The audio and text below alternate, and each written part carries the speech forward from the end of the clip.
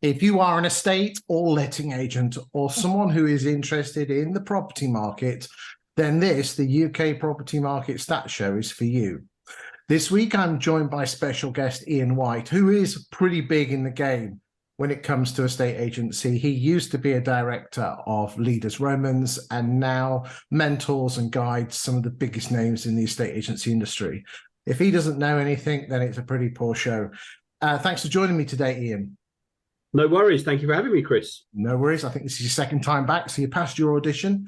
The purpose of this show, ladies and gentlemen watching this, is to kind of predict what's happening in the property market. As I say every week, most of the stats that are out there in the UK property market are talking about when the property is completed and gone through the system, and which means that the stuff that's being reported today is sales that were agreed probably late spring, early summer in 2022. We're here to look at the top of the funnel, which is the houses that are coming on the market. Are there too many coming on the market? Are there not enough? Because it is a pure, simple demand and supply. We look at properties that are being reduced in price. We look at whether they're selling or not, and everything else to do with the top end of the funnel. Like I said, this is not necessarily for homeowners, but if you are a homeowner or a landlord and you're into your data, this could be of interest, but primarily it's for estate and letting agents. The format of the show is as follows: that we'll spend the first 20 minutes looking at the national stats. We will then move on and look at some regional stats. And then we will then go to a city or a town and really drill down deep. And this week, Iain, I've chosen Oxford. You being a learned man, I'm sure you are the professor of estate agency awesomeness there. So let's blow smoke up the arse and let's crack on. So the stats that we're looking at this week are for week 11, 2023, which for the purposes of real dates is Monday the 13th to Sunday the 19th of March 2023. And we will be comparing week 11 versus other week 11s from 2017 onwards. So, mate, let's absolutely dive in and crack in. And as always, we start at the top of the funnel, which is, and you should be able to see the graph there, Iain. I can. We always start with new listings because at the end of the day, if you haven't got listings, nothing happens. So we're going to start off with this week in isolation. We are going to compare it against other weeks and also other years cumulatively. But let's just start off with the numbers there. And thoughts on this one?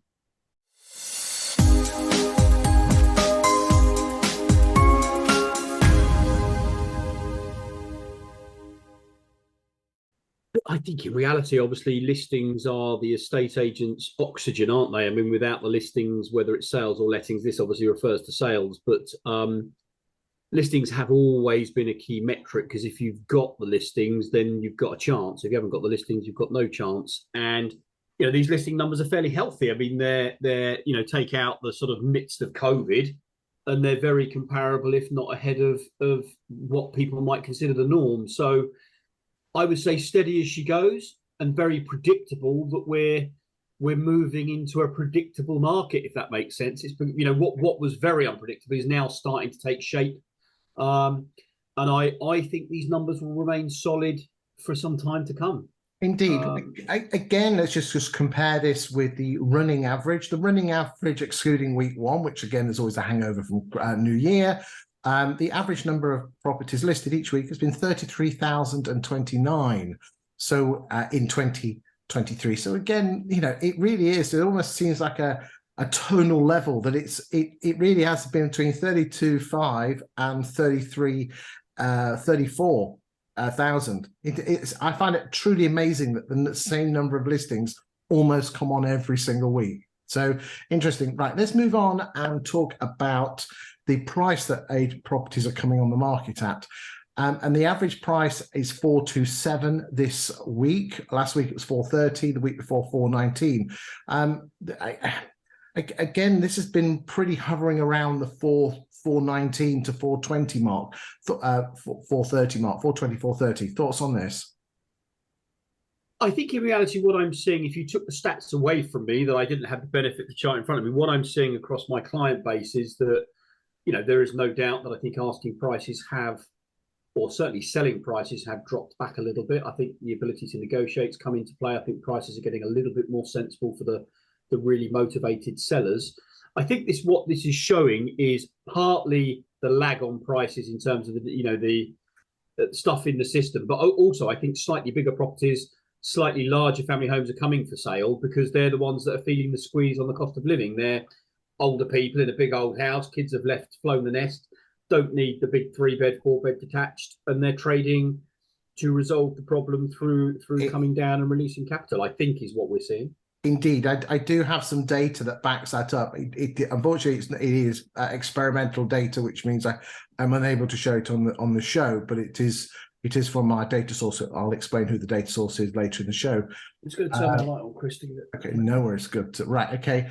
But we've been pretty steady on that one. And there is we're going to compare the difference between asking price versus what's actually selling, and there is a gap. And I had a very healthy discussion with Ben Madden last week, which again we might be able to carry on. I think the thing, just going back to that slide, that's very interesting for estate agents in terms of what this means for revenue. Is if there are 10 to 15% less transactions, but there is 10 to 15% increase in the price, which is roughly, you're talking about 10, maybe a little bit more actually in some cases. You don't need to sell as many houses as long as you don't drop your fees. So in reality, the agents at the moment looking at this chart are having to sell fewer properties. And as long as they've not reduced their fee, they're actually selling fewer properties for a better or similar return. And that's great news. Okay, well, we are going to come on and talk about the houses that are selling and just see if that matches up. So this is a cumulative listings from the January the 1st. Okay, so basically the hair got running on the 1st of Jan, and we stopped it at the end of week 11. And as you can quite clearly see, the number of listings in 2023 are at 339,000. And again, there's not a huge difference in all of those years, is there? They're quite tightly packed. Again, I find it fascinating that that the property market is not just one; it's just lots of flies' eyes, but the numbers always seem to be in the same ballpark. Yeah, as I say, I think the market is predictably predictable, and I think that's causing people a problem because they can't handle it. They don't want it to be predictable. They want headlines. They want to be able to grab statistics, but at the end of the day, it is pretty predictable. It is robust. It does what it does. Again, boys and girls, anyone that's into your property data, what you could always do is just each week map how many houses have come on the market on Rightmove, or the portals are available. See how many houses come on the market each week, and also how many properties there are for sale on the fixed dates, say, first of every month, because that will give you a flavour of where the market is, because it's a pure demand and supply thing. Again, let's come back to this. This is plotting the each week. And I've compared it with 17, 18, and 19. And the reason I've done that, and I know I've had a little bit of criticism on social, but hey, that's, you put your head under the parapet, is that again, 2020 was COVID year, and I didn't want to look at that one simply because the numbers were all over the place. And 21 and 22 were quite unique years. And I think comparing ourselves to crazy years is not the right thing to do. I wanted to compare us with what I would, and I know there's such thing as normal, but 17 to 19 were more normal years. Again, just jump in any time when you want to say anything. Well, I think it's the difference between people trying to provide information that's of value and those that are trying to create headlines. The headline makers are looking for the big drops, the big gaps, the massive changes, because that's the sensational story. The reality is that comparing absolute peak of anything to maybe a more challenging period gives you such a big contrast, but it's not reality. Compare against the norm, and when you do compare against the norm, as you can see, in reality, it all becomes very vanilla. There's not a lot of up and down. It is what it is. But in the same breath, when the headlines want to talk about prices have risen by 50%, it's the same thing. They're just looking for contrast. They're looking for big sensational numbers. Well, headlines sell newspapers, don't they? And again, I know there's people out there who believe that the glass is half full at the moment. And yes, we have the issue with the banks. And again, if that all blows up, which no one knows, but if it does, then all bets are off. But if it doesn't, stop pouring petrol on the fire and look at the stats. It is hard work out there for estate agents. It's really hard out there for first-time buyers.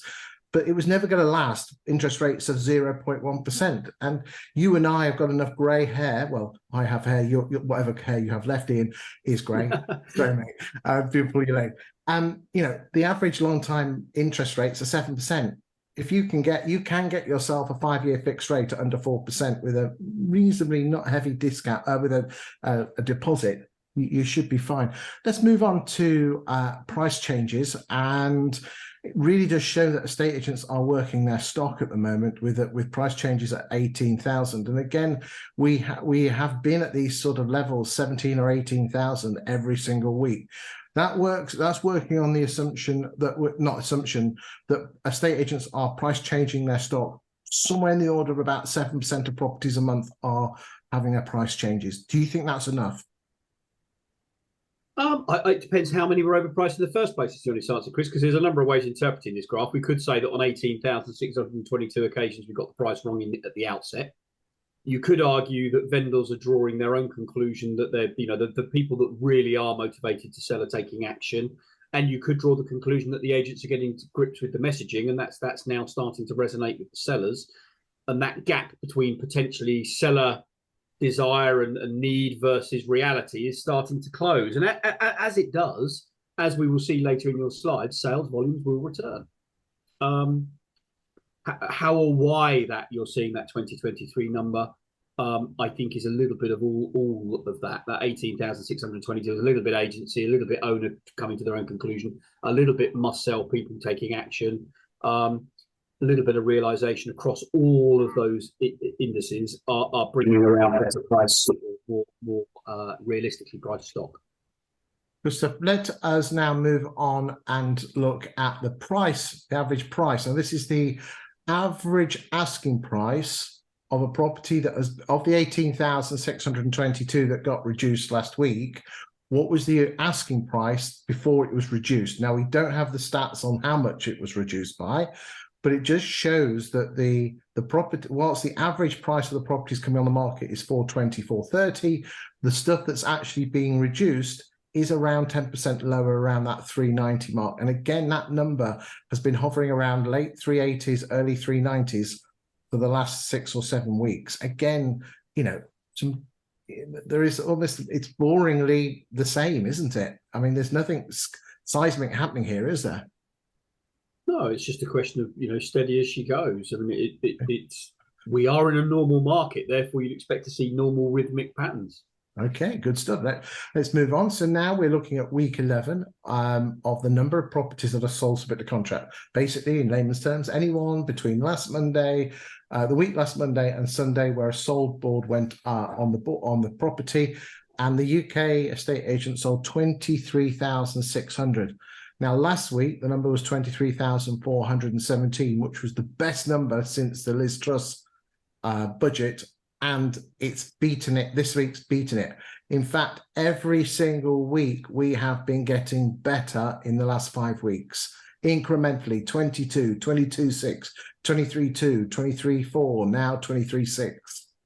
Again, we are. It's just the market slowly getting to grips with itself. It's more listings will nearly always mean more sales, so that's logical.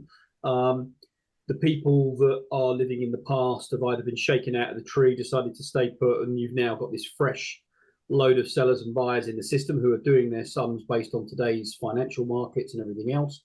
And slowly but surely, I suspect, you know, maybe with the odd stutter here and there, and of course the banking situation may be a stutter. I mean, it's difficult to tell where that'll end, particularly if another bank makes similar issues. I think that'll cause a bit more of a stutter, but I think it just naturally will return to normal apart from any external influences, and that's just to be expected. The average asking price of properties that are being sold this week, the 23,601 properties that sold last week was £358,000, which is 19.16% lower than the average asking price of the properties that came onto the market. Now, that number has been pretty steady in the last 6 or 7 weeks nationally, that the difference between the prices of what's coming on the market have been hovering around 410, 420, and the prices that are actually selling are 380, 390. Now, that's not to say that everything that's selling at 424, 430 is selling for 358 in this instance, because it's, as I said, it's been selling around, sorry, I'll get my numbers right. Average, the properties that have been coming on the market have been around 420, 430. The stuff that's selling has been around 340 to 360. That's not to say that there's been a 20 grand difference in terms of price change. It's just that the lower price properties have a greater propensity of selling. Yes, and I think that's pretty straightforward. If there's going to be overvaluation in the market, it will get more marked the higher you go up, because it's easier to make a mistake. Secondly, the higher you go up, the less likely there are to be stressed sellers that will take action faster. Yes. And thirdly, if the mortgage is smaller, the current interest rates have less of an impact on affordability than if you're buying with a huge mortgage. So again, very, very predictable. But I think what will happen is as the prices align and people get used to it, you'll start to see that creep back up as the more expensive stock, as in the bigger properties start to gain traction with prices, and they'll start to sell. Well, what is particularly interesting, and we'll get to the regional stuff here, is a lot of that is being dragged up, or that gap, from inner London. And because the numbers are so big, the numbers do really stretch the figures. Yeah. If you take London out of it, the gap reduces on that to around 5 to 10% in most regions. It's just that London is a law to itself, and the numbers are so big, and it's a slightly sluggish market in London. It is affecting the national figures. That's why we look at the regional figures. Okay, let's move on and talk about accumulative. Exchange rates are affecting London as well, because a lot of London market is not to UK residents, it's to overseas buyers. True. And what's driving certain activities there, particularly in the very prime parts of London, is more to do with foreigners buying with exchange rates that are very favourable to them. It's a complete micro. Indeed. It's not relevant to everyone else. Just for information purposes, inner London is classed as W postcode, SW postcode, SE postcode, East postcode, Northwest, and the W postcode. Outer London is basically everything on the outside of that, crossing M25 as well. Bit like a donut. Do like donuts. What's your favourite filling on a donut, Ian? Back in the day, it was biscotti, but I just don't eat donuts anymore, Chris. Of course, now you're an athlete yourself. Now you're. No, now you're pushing it. I'm not an athlete, but now you poundage. Okay, I must go on your diet, being a fat lad. I don't eat. Well, sorry to say, I don't eat donuts. Biscotti would be my choice of. Good stuff. That would be one of those filled ones from America, the cream. Yeah, absolutely. Yeah, good stuff. Yeah, like them. Anyway, let's go back. People don't want to know what our donut flavors are. Cumulative gross sales. So again, ladies and gentlemen, gross sales are the properties that have agreed. They haven't fallen through, and we set the dogs running on the 1st of Jan, and we are here, and we are at 227,000. But again, I am comparing it with 21 and 22, but for balance. And again, 21, 22 were fantastic years. But look how that compares to 17, 18, 19, and 20. Thoughts on this, Ian? Well, I think there's a couple of things to note. One, I happen to know from my client strategies, there are more. I mean, we're not talking about a very thick end of the wedge. We're talking maybe 4, 5, 6% are being sold without visibility. So the number of off-market sales is increasing. Yes. Secondly, a lot of agents are now being a lot longer in the position to change a property to sold on the internet, because they're waiting for surveys. We've all been hit hard with abortives, and the mortgage market is tricky. So I think, with the caveat of what happens with the banking situation, assuming we have no more bad news that's about to hit in terms of another bank that needs bailing out or is going to go pop or whatever else, as long as that doesn't happen, then I suspect as these pipelines hit the point where the survey's done and they start to exchange, and deals are starting to move through the system quicker now, I think this will start to accelerate, and I think prices will continue to drip off a little bit and come backwards. I think that'll bring value back to the market. The existing deals will start to go through, with the caveat of the banking crisis, so that's what you want to call it, because if we do get more banks putting their hands up asking for bailouts, then all bets are off in terms of where that might lead us. And just for everyone's benefit, the reason that is an issue is that you need banks and their liquidity to lend money to people to buy houses. And if the banks, all of this, that's what the credit crunch was, everyone stopped lending. If they stop lending, that means you can't have any mortgages, and it will affect the property market. That's what happened in 08, 09. Okay, let's move on. Now, I have actually got some interesting stats that actually back up what you've just said. So put a big brownie point for yourself on that one, Ian. Boys and girls, I told you he knew what he was talking about. National weekly gross sales. So again, this just is each week. Comparing it again, we used 17, 18 and 19 because they are more normal years. I have, as I said, used other years accumulatively on the previous slide just to keep the people saying I'm not fair, but I think it's only fair on this one that I do that. Again, just normal boring, isn't it? Well, it's boring, but the pink line is steadily rising, and that's the important piece, is that the pink line is steadily rising. If that happens and either fees increase a little or prices increase a little over time, or the industry is actually in a fairly healthy place. It's just, you know, there are clearly some factors that create uncertainty, the banking crisis being, or the potential banking crisis being one, and it isn't just lending, it is literally the uncertainty of banks needing bailing out, you know, the knock-on effect of that psychologically with the headlines and everything else. But the bit for me is the pink line is steadily inclining. It's not decreasing. It's steadily but surely.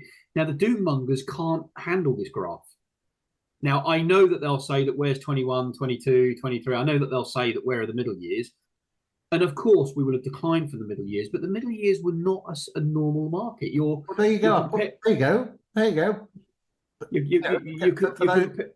I'm showing it to you. Those 21, 22 were exceptional years. 20 were at 259. COVID hadn't hit because it hit I think it hit next week, doesn't it? Week 12. 2020, yeah. It was just after. Yeah. Okay, and you've got to remember in 2020 we had the Boris bounce because we had the general election in 19, back end in December. Furlough and everything else that fueled the market. So therefore, you know, I'm being fair to both the people half empty and me half full. There you go. Sales fall through. Again, sales fall through, boys and girls. And the 5,299 is the average, not for week 11, but for the whole last 7 years. Okay? That is, whether in the good markets and the bad markets, each week, 5,299 properties fell through on average per week, which works out, well, we'll come on to the percentages in a second. So again, you know, nothing really of great note here. Shall I just keep going and you jump in if you want? This is the number of net sales. So again, for those people that don't know what that is, when a property goes sale agreed, it goes into an agent's pipeline, and it takes on average about 19 weeks for a property to get through. During those 19 weeks, a sale can fall through. Again, apologies to estate agents. I know you know this, but some people might not know this. And each week, what happens is this: you might sell 10 houses. That's the gross number of sales. You might have 2 properties that fall through, which means that your net sales for the week are 8. That's not to say 2 of the 10 have fallen through. It just means you've sold 10 and 2 have fallen out your pipeline. Net sales 8. This is the stuff that goes through to actually exchange, which means people get moved and estate agents get paid. So in short, for the estate agents that are watching this, we're tracking to produce a year at the moment. I think there'll be some interruptions to this tracking, but we're tracking to produce a year that sits a few percent behind 17, 18 and 19. And 20. We are. I'm going to come on to that stats in a second if I can find it. Do you know? I don't think I've got the graph. But the point is on this, Chris. If you were to charge, let's say the average fee in the UK is 1%. If the average charge became 1.15%, there is no fiscal damage to the estate agency industry whatsoever, because you gain on the fee what you lose on the volume. And if you've lost volume, you will have almost certainly reduced your cost, because every time you take a house on the market, you've got to photograph it, you've got to do this, you've got to do that. You know, there's the time and effort to look after it, maintain it, show people around it. So in reality, the agents don't. I mean, the biggest threat to a estate agency is transactional volumes. It's not prices. Transactional volumes will be the big decider as to where our industry ends up. And if transactional volumes are down by these small percents, taking out the COVID years, they only have to increase fees a little to get back to where they were pre the boom. It's such an easy thing to say, but it's so obvious. Right, I'm actually going to pull up something which could be of interest to you, and for some reason I didn't do a screen dump on this graph, so I'm actually having to hold on a second, go for We're it. going live, are we? We're going live to some on the hoof data source. Okay, hold on a second. So, do you see something that says accumulative net sales in orange with a pink arrow at the bottom? Yeah. You do see that, okay? Yeah, I do, yeah. Good stuff. Well, if you do, everyone else does. That's good. Right, okay. So this is again, we do accumulative sales from January the 1st, and it's net sales, okay? So 173,116, that bottom number here, last week was 92.3% of the 17, 18, and 19 average. Yeah. Iain said earlier on in the program that he suspected that some agents were just holding back putting the property sold subject to contract and waiting until the survey was done. That number is now 93.2, which is only 1%. You can say, well, that's just 1%. That number a few weeks ago was late 80s. Okay, so if you take worst case scenario, by my maths, you've got about a 32% drop off from the very peak accumulated net sales, 253, to where we are now, which is the lowest number on this chart. Again, so if you just take the maths of it, if the average fee in the UK is 1%, which I think is probably about right, 1.32%, assuming my maths is right, it's a 32% drop off, solves the problem. If you're worried about, it's very simple. If transactional volumes fall, you either have to sell more expensive houses or charge more for the houses you sell. Or get more market share. Or grow market share. Now, it's obviously growing market share of something that has shrunk. I think that shrinking, subject to the banking crisis, will probably arrest. I think the gap between the numbers of this year and last year will slowly but surely. I don't think we'll end up in the same transactional volumes. I think that's fairy tale stuff. And certainly house prices won't finish this year as high as they finished last year, or got to October, November last year before the mini budget that caused all this angst. But guys, it's really, really simple. If the business stuff that you can't control is affecting the volume of transactions, find a way to either take market share, as Chris says, or simply charge more for what you're doing, because I promise you everyone else is trying to solve the same conundrum. Alternatively, if we end up at the year 32% down on transactions from the peak, you'll earn probably 25% less. And the reason the gap is because your cost will reduce. If you're only having to service 30% less properties, then the cost reduce. The cost of fuel, doing the viewings, showing people around, producing brochures, whatever it is you do will reduce. Right, let's get back to the graphs at, hold on a second. So, right, let's come back. Here we go, put it up. We get back, here we go. So we did the gross sales. Yeah, hold on, let's move on. Right, okay. So our next graph is talking about the number of net sales, which we've done. We're just going to whiz through these because some people, especially the corporates, like these numbers. Shout up if you see. Some people don't like these graphs, but gross sales as a percentage of listings. The 7 year weekly average for the whole 7 years, not 11 weeks, is 76%. So we are slightly below. 69 is very similar to what we did in 17, 18, and 19. Obviously 21 and 22 were a lot more because we were selling more of what we were listing. But in a nutshell, at the moment, we are selling 69% sale agreed of what we're putting on the market, and that number has remained pretty static for the last since Christmas. Yeah, I mean, again, it's also pretty normal. I mean, 70% was always a normal number, and the 95% is abnormal. 70% is normal. I do think agents could do a little bit to help nudge that up with better quality marketing, better quality presentation, better stories, better pricing in the first place, better negotiation skills. But ultimately, if 30, because you've got to bear in mind, some people change their mind and decide to stay put. This isn't all about the agents failing to sell them.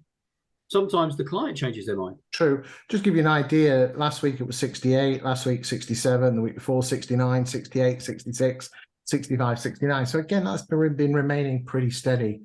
Let's move on to fall throughs and percentage of fall throughs. So again, the 24.28 is the average for the whole of last 7 years, not just week 11, just the whole lot. So 24.2% of properties fall through. And again, this week we're at 20.83, and we have been around the early 20s for the last 4 weeks. Interestingly, Chris, is that 20.83% year to date, or the week we're in? just the week we're in. Okay. I mean, obviously, if it keeps tracking at 20%, then you've got a 25% improvement on where we were, or where the average is. Yeah, I mean, as I said, the average in the last 7 weeks has been 21.5.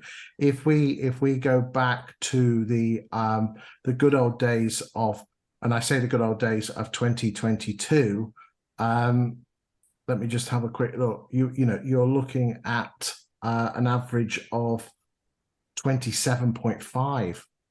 So in the good year, that groovy year that we had last year, that where everything was flying and awesome, it was 27.5. And let's go even 2021, which was like amazing, like happy days, and 23%.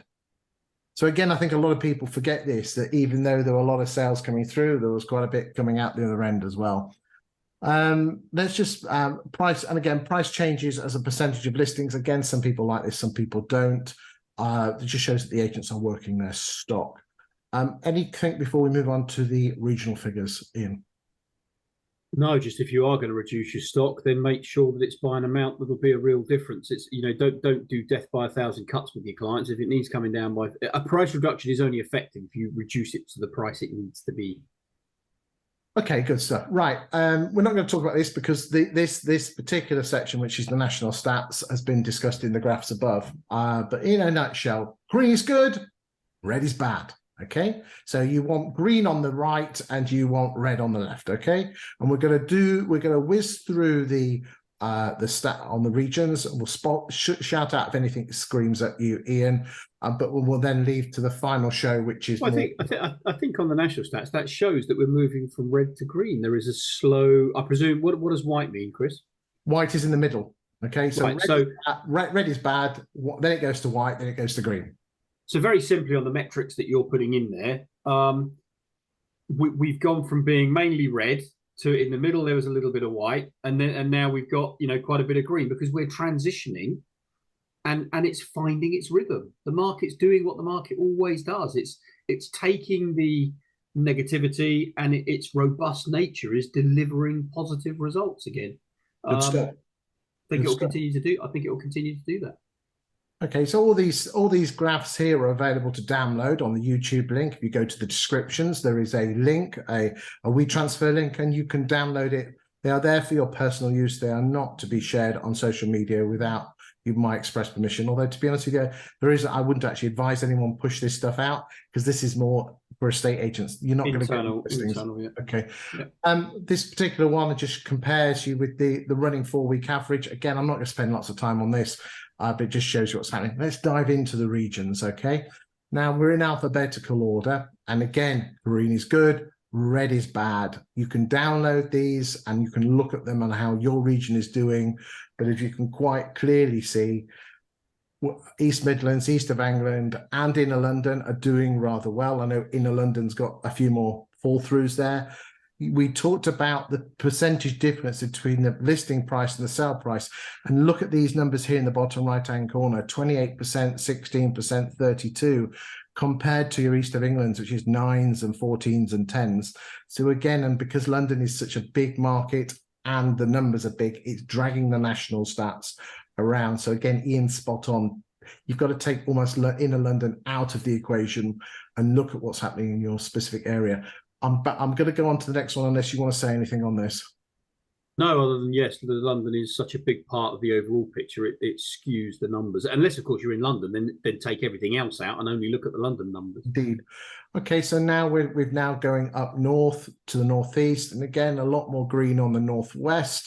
where it looks like on Northeast, we've got a bit of red, but that red is on price changes. So boys and girls in the Northeast, you do need to actually, do you know, I've cocked up there, mate, because red is bad. In fact, we want price changes to be good. So bloody hell, I mean, this spreadsheet 600 long. So that 611 in red in the top right-hand corner should be green. Should be green.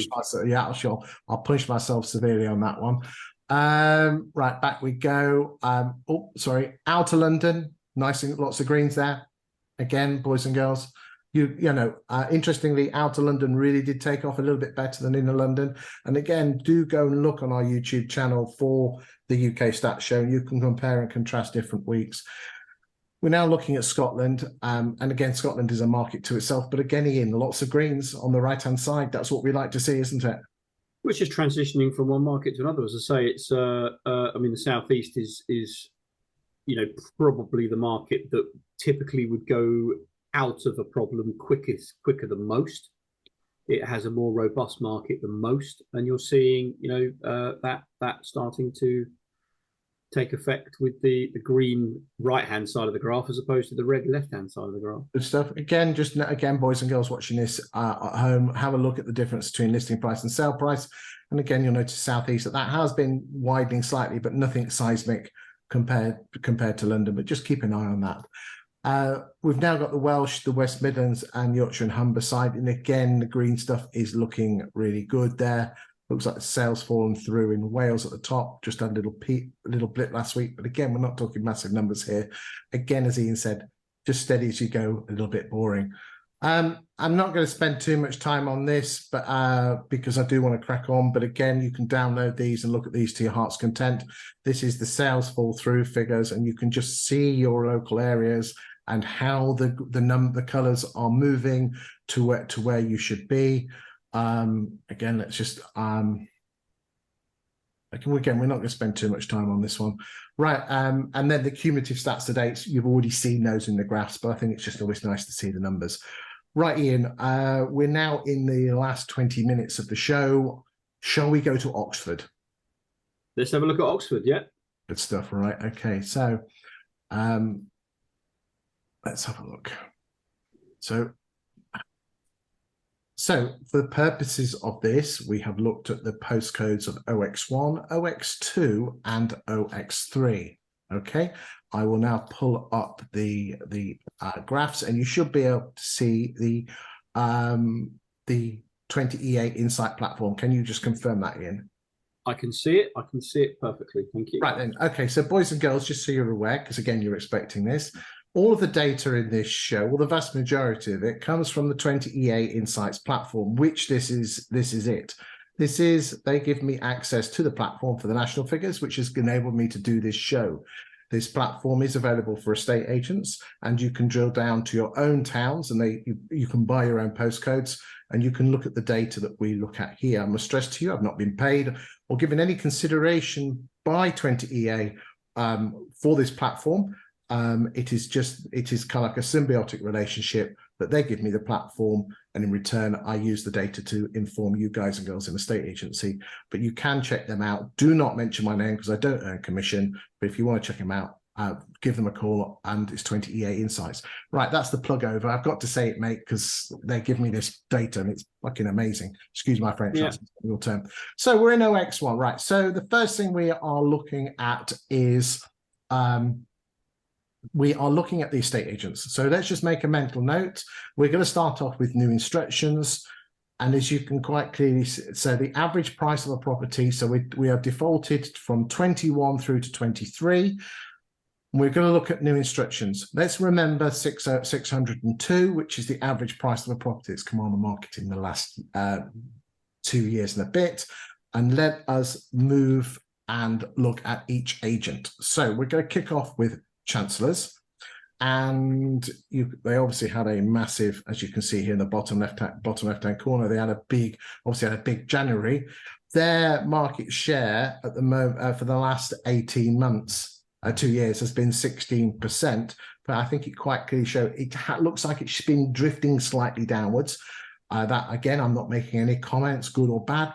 again, just shout up if you know any of these agents. Well, I mean, Chancellors must be the biggest in Oxford. I think they've probably got the most offices, so the volume's largely irrelevant to the property count. But and they've got more offices sharing that, sharing that market share. Because generally speaking, what I see is good quality independents are growing market share, and the very, very small agents are holding water, and the big corporates are actually losing market share. That's what I see as a general rule. There's always an exception. I know I'm going to get a load of CEOs now ringing me up, but in reality, I'd be able to show them the data to say you're losing market share, and people like Brecon and Brecon, they haven't got the number of offices of chancellors in those OX postcodes, but look where they are. So if you actually broke that per office, their numbers would be very impressive.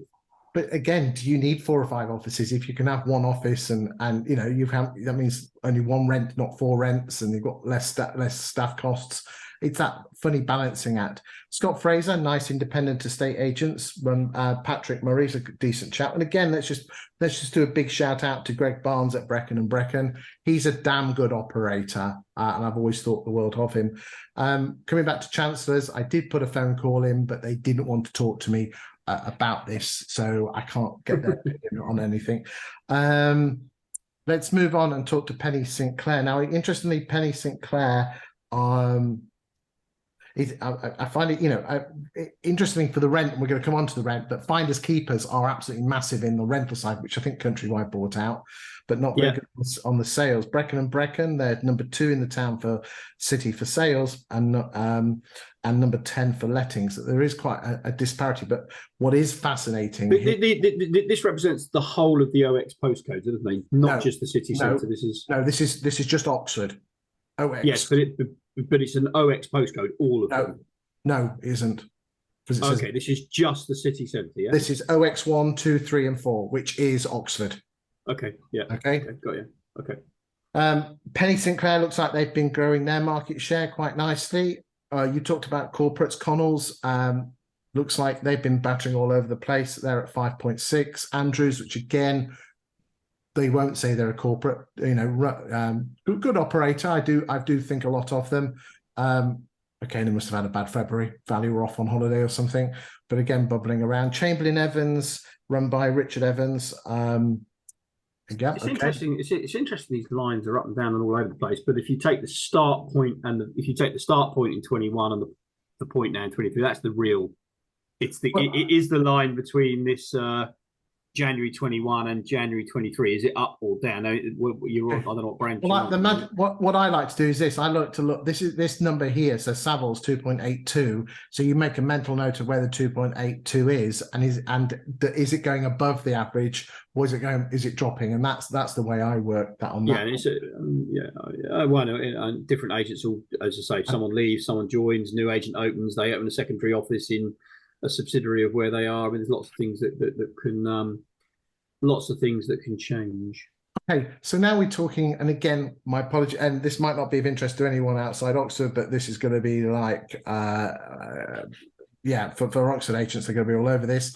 What we've got here is the level of stock of properties that are for sale in Oxford. And as you can quite clear, the red is 23, the dark blue is 22, and the the turquoise colour is 21. And we can quite clearly see that stock levels have been rising this year compared to the year before. And again, stock levels rising gives the agents an opportunity to catch up the sales numbers. If stock levels were falling and transactional numbers were already below, then it would be a very hard ask to get anywhere near the numbers. Good stuff. Let's move on and look at this particular graph. And this one here is quite complicated. So what I've actually done is I've actually taken some of this detail and put it into some graph work, because there's so much important data here. The magic thing here is that on the left-hand side, you're ranked in new instructions.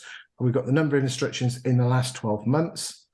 We then look at how many they have sold in the last 12 months. But the magic thing is the exchanged versus withdrawn ratio. So what I'm going to do now is, this is a new thing, Iain. So you are very lucky, young man, to see this. I've actually gone and put this into graph format. So let me just just fill slightly while I can find it. Hold on. There we go. It looked like a too complicated a graph for me, Chris. It was sort of, I was having to read the panel. Yeah, okay. So I've got something here. So hold on. So do you see a red and blue graph on the screen? No, I see Christopher Watkin has started screen sharing, but no graph came up. Right, hold on a second. Here we go. So I got it. Okay, so this particular graph here is a graphical representation of the previous grid, which was a bit of a stat fest, okay?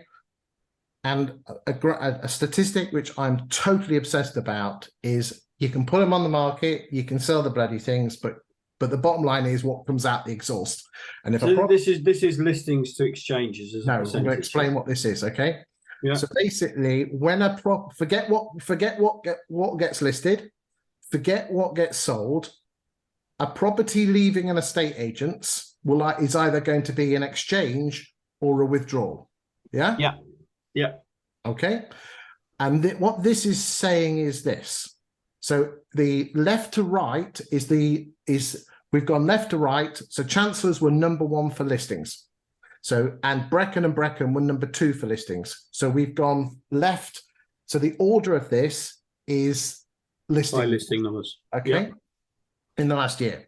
So Chancellors exchanged contracts on 62.9% of the properties that left their agency. Came off their books. Okay. Yeah. The other percentage went to withdrawal. Either or a competitor. Or a competitor, okay? These stats are from 20EA, and if anyone has got an issue with the data, please speak with 20EA. I'm just using their data, okay? We now move on to Brecon and Brecon, 79%. Scott Fraser, 68%, and Penny and Sinclair, 72%. And as we go down the line, now this is particularly interesting, Iain. Blue is corporate, red is independent. Well, I think it'd be reasonable to suggest, but not reasonable to suggest. I think it's a well-known fact that the caliber of what sits inside an office like Brecon and Brecon, Penny, Sinclair. I don't know Scott Fraser very well, but it will typically be higher, and this is transposing into these results. They sell a higher percentage of what they have at any given time, rather than lose it. I think it's because they know how to value in the first place. I think it's because they know how to manage the stock price in the event they've got it wrong. And I think they know how to negotiate correctly when the time comes, but better than everybody else. Okay. Great graphs for a lister if you're working for sort of analyse, is it? Analyst? Yes. Small estate agency. Yeah, and nice people as well. Nice but people. if you show that to a client, look, come to me, I'll give you 81, nearly 82% chance of selling. The cheaper guy gives you, I don't know what the lowest number on that graph is, 50-something%. Yeah. So yeah, I mean, it paints a story. It's interesting that the blue is typically corporates. You surprised me with the guys that typically deal with the higher value houses. I think that's more to do with the challenges in the higher end of the market than it is probably their ability to market and sell. It is interesting. I haven't shown this because we don't want too much of a stat. There is a massively outstanding stat on this, though. We all pillory and talk about purple bricks and how rubbish they are. Well, if your number is lower than their 67.6%, think again. Well, if you watched last week's show, which was PropStat show, when we looked at Swansea, purple bricks were the best estate agent for exchange of contracts, which blew everyone's mind.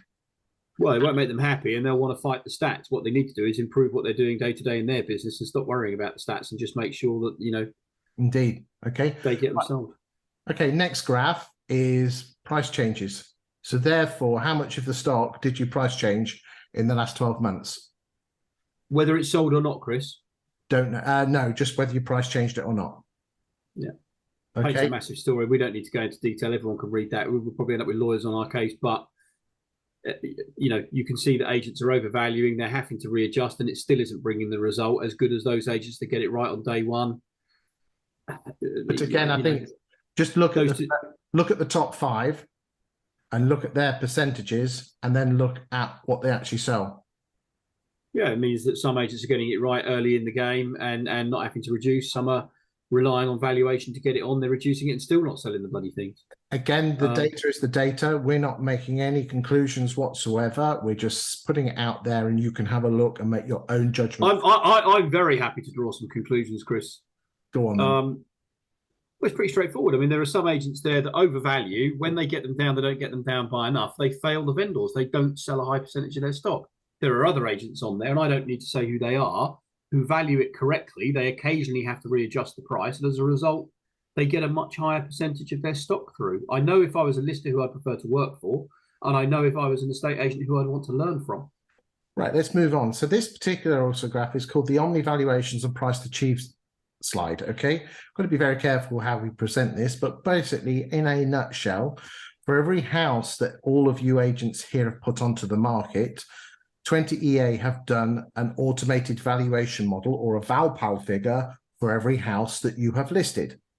What they have then done is so if that's their model, other automatic valuation models are available.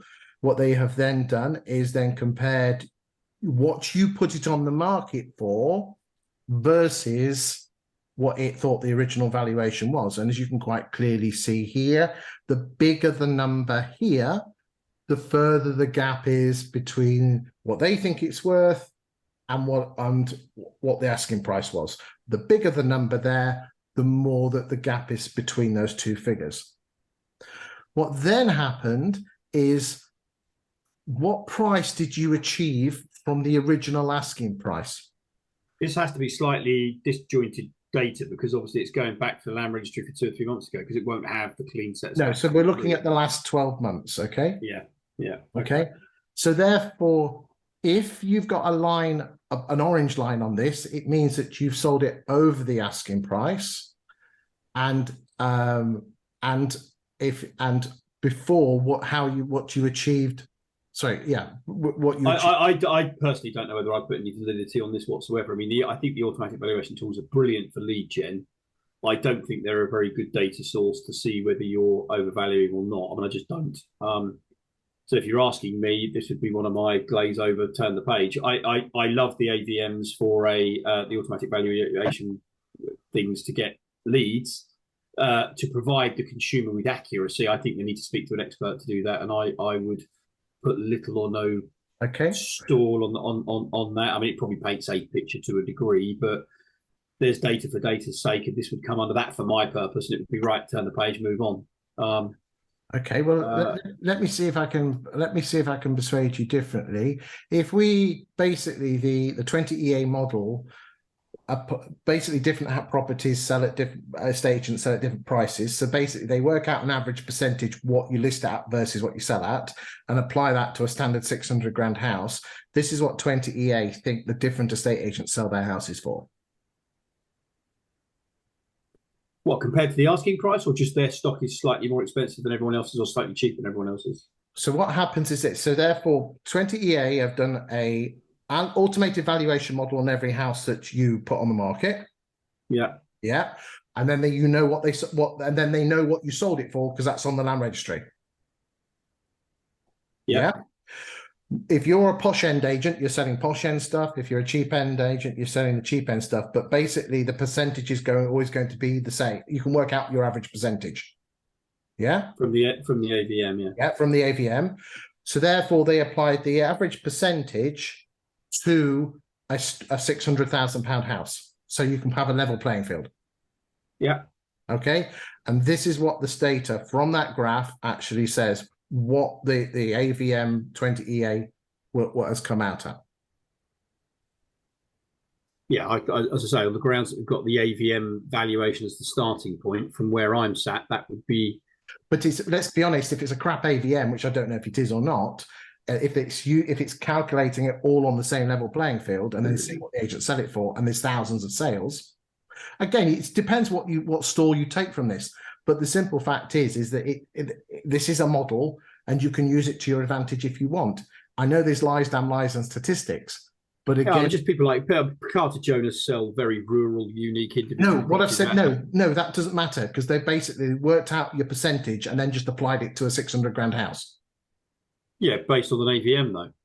Yes, but if the AVM is the same AVM for every house, even if there's peculiarities to it, it's still a Yeah, basic. but an AVM will become more and more accurate the more and more volume of similar houses have gone through the system. Cartageolas, Knight Franks, Savills, to be fair, it's an unfair measurement for them because their houses aren't regular. They're not standard. The AVMs become less and less reliable. If you're selling lots of properties on estates in, say, Bracknell or wherever it might be, some great big estate where there's hundreds of properties the same, the AVM becomes pretty accurate.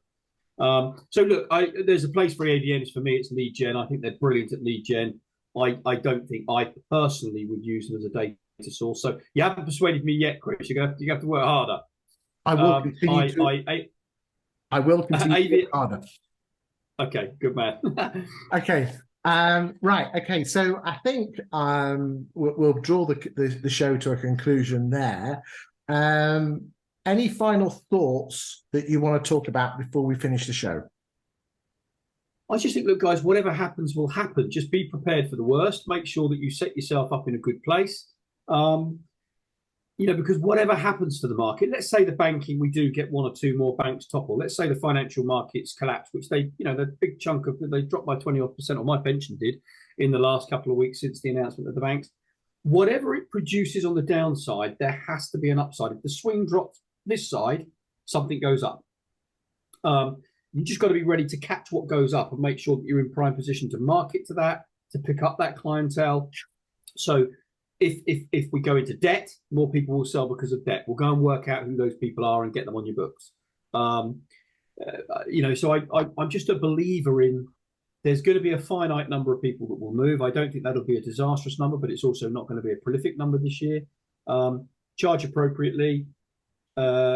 Make sure that your business cost is aligned to the market we're in, that you're not over exuberant when you spend, but you're also not cutting back so far that you haven't got enough to deal with. In fact, to be fair, Chris, we're seeing a lot of agents cut back so far in October, November. They're now desperately running into the recruitment space because the market just hasn't dropped off a cliff. So they repurposed the size of their business and cost base based on a total collapse of the market. Well, it just hasn't happened. Some of these clickbait guys and all these guys that are trying to use these sensational headlines, it hasn't happened, guys. Report the truth. The truth isn't a problem. Just keep telling the people the truth. Yes, there are problems in the market. Yes, prices have dropped. Yes, fewer people are moving, but it ain't that bad. It's all pretty good stuff, in my opinion. Just work with what you've got and you'll be okay. Iain, thank you very much for your insight today. I'd like to invite you back in 4 or 5 weeks' time for your fantastic insight. I'd like to thank you, the viewing public, for the estate agents, letting agents, and anyone who's a property geek. I hope that's been of use for you. If you've got any comments, especially constructive or bad ones, please do put them in the comments because we do like those sort of comments.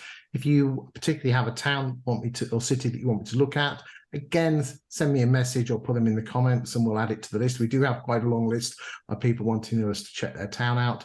As I said, all the data has been provided by 20EA Insights. If you have any queries with regard to the said data, please contact them directly. I'm just reporting it. Thank you for your time today, and we'll see you next week on week 12, all being well, where we'll find out what's happening in the UK property market. Thanks very much, everyone. Thank you. Bye-bye.